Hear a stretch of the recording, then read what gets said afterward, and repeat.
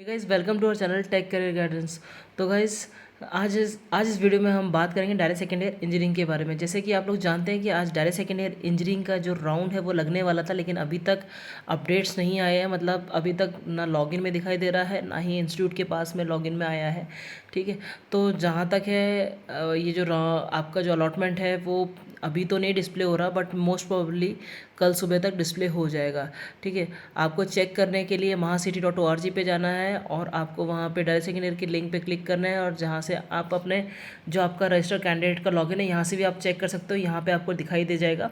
ठीक है, तो जैसे ही आपको अलॉटमेंट आ जाएगा, अब जहाँ तक है मोस्ट प्रोबेबली सारे जितने भी हैं सब अलॉटमेंट लेट आ रहे हैं। एमसीए का भी लेट आया है, एमबीए का भी आज लेट आया है, तो डायरेक्ट सेकेंड ईयर का भी लेट आने वाला है, लेट आने के चांसेस हैं। तो हो सकता है कल सुबह या कल दोपहर तक आपका अलॉटमेंट आए, और जब आएगा तो आपके लॉगिन में दिखाई दे जाएगा। ठीक है, और कल ही टैब एक्टिवेट कर देंगे कि आप वहीं से फ्रीज कर सकते हो या बेटरमेंट के लिए जा सकते हो। जो भी आपको करना है आप वहाँ से कर सकते हो। ठीक है, आपके कैंडिडेट लॉगिन में दिखाई देगा। अगर आपने जो पहला कॉलेज चूज़ किया था अगर वो ऑटो फ्रीज हो जाता है तो आपको within a date colleges में रिपोर्ट करना है। यहाँ पे आपको पता है इंपॉर्टेंट डेट्स में आपको शेड्यूल दिया ही हुआ है कि आपको अगर राउंड लगता है तो कौन सी डेट्स पे आपको कॉलेज में जाके विजिट करना है। ठीक है, अभी यहाँ पे आप देख सकते हैं कि अगर आपको कोई कॉलेज अलॉट होता है तो आपको रिपोर्ट कब करना है कॉलेज में, 8 नवंबर से 10 नवंबर, मतलब कल से ही स्टार्ट हो जाएगा आपका रिपोर्टिंग। कल से लेके आपको 10 नवंबर तक रिपोर्ट करना है।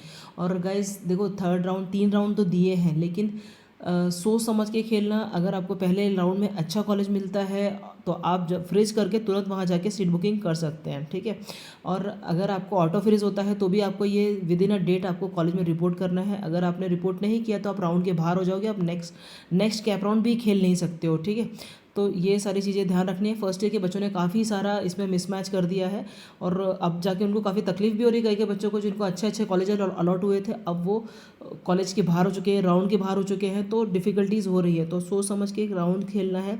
अगर फर्स्ट राउंड में आपको मन चाहो कॉलेज मिल जाता है तो तुरंत बुकिंग करो, जाओ कॉलेज में विजिट करो, और within a reporting date आपको कॉलेज में जाके कंफर्मेशन करना है। ठीक है, अगर आप बेटरमेंट के लिए जाते हो, अगर आपको मनचाहा कॉलेज नहीं मिला और आपको ऐसा लग रहा है नहीं यार मैं बेटरमेंट के लिए जाता हूँ, एक बार मुझे इससे अच्छा कॉलेज मिल जाना चाहिए, तो बेटरमेंट करने के लिए आप ये याद रखना कि आपको सीट एक्सेप्टेंस की पेमेंट कर सकते हो। 1000 रुपीज़ को जो आपको लगेंगे वो पेमेंट करना है, और पेमेंट करके आपको बेटरमेंट के लिए जाना है। बेटरमेंट के लिए जब जाते हो तो आप उसको नॉट फ्रीज, मतलब आपको फ्रीज नहीं करना है कॉलेज को, आपको नॉट फ्रीज करना है, बेटरमेंट का ऑप्शन चूज़ करना है।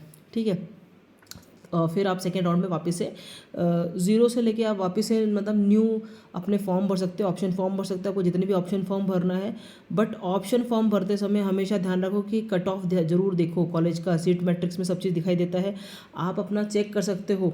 आप अपना ये देखो कि भैया मेरे को अगर 85 मार्क्स 85% आई है, मेरी एग्रीगेट परसेंटेज अगर 85 है तो 85 मतलब एक 65 से लेके 85 तक 90 के रेंज में जितने भी कॉलेजेस आ रहे हैं ना, वो कॉलेजेस चूज़ करो और उनको अपने ऑप्शन फॉर्म में भरो। ठीक है, तभी आपको नंबर लगने के चांसेस हैं। मतलब और ब्रांच भी ऐसा नहीं कि भैया मेरी मैकेनिकल है और मेरे परसेंटेज कम है तो भी मैं कंप्यूटर डाल रहा हूँ तो कॉलेज लगेगा ही नहीं। ये चीज़ें भी ध्यान रखनी है कि अगर आपकी जो होम ब्रांच थी, अगर आप मैकेनिकल में थे, आपकी परसेंटेज कम है तो अपनी ब्रांच में ही खेलो, ज़बरदस्ती सीएसआईटी के पीछे मत भागो। अब मैकेनिकल सिविल का भी अच्छा स्कोप आ गया है, अच्छे कॉलेजेस हैं, अच्छे कॉलेजेस में अगर आप मैकेनिकल सिविल इलेक्ट्रिकल या ईएनटीसी को भी ब्रांचेस लेते हैं तो आप ये याद रखो कि आपको प्लेसमेंट अच्छा मिलेगा।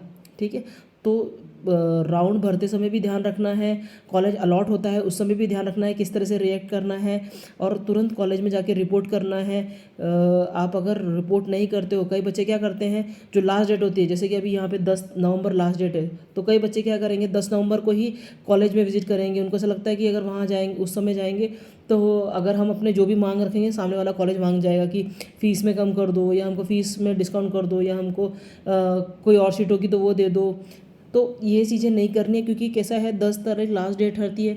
आप लास्ट डेट पे जाओगे तो कई बार आप कॉलेज अगर आपकी डिमांड नहीं सुनता है, या आपको वही कॉलेज चाहिए था, आपका टाइम लेट हो गया, आप किसी कारण से लेट पहुँचे और आपका या कैसा है प्रोसेस में लेट हो गया। कई बार सर्वर डाउन रहता है, आपको पता है कि सर्वर सारे डाउन चल ही रहे हैं, सर्वर डाउन है इसलिए ही अलॉटमेंट भी लेट हो रहा है। लेट अलॉटमेंट लग रहा है, तो ये सारे इश्यूज़ आपके एडमिशन में तकलीफ़ नहीं देनी चाहिए। इसलिए आपको समय का ध्यान रखना है, टाइम पे पहुंचना है और अपनी फ़ीस प्रॉपर लेके जाओ। आप ऑनलाइन पेमेंट्स डीडी बना सकते हो कॉलेजेस के नाम का, सारी फैसिलिटीज़ अवेलेबल रहती है। आप कॉलेज में पहले एक दिन पहले पूछो, कॉलेज में जैसे आपको अलॉटमेंट लगता है कॉलेज में फ़ोन करो कि क्या क्या चीज़ें वहाँ पे लगेंगी, क्या डॉक्यूमेंटेशन लगेंगे, फ़ीस किस मोड में पे कर सकते हैं, ताकि आपको वहाँ जाने के बाद में कोई डिफ़िकल्टीज़ ना आए।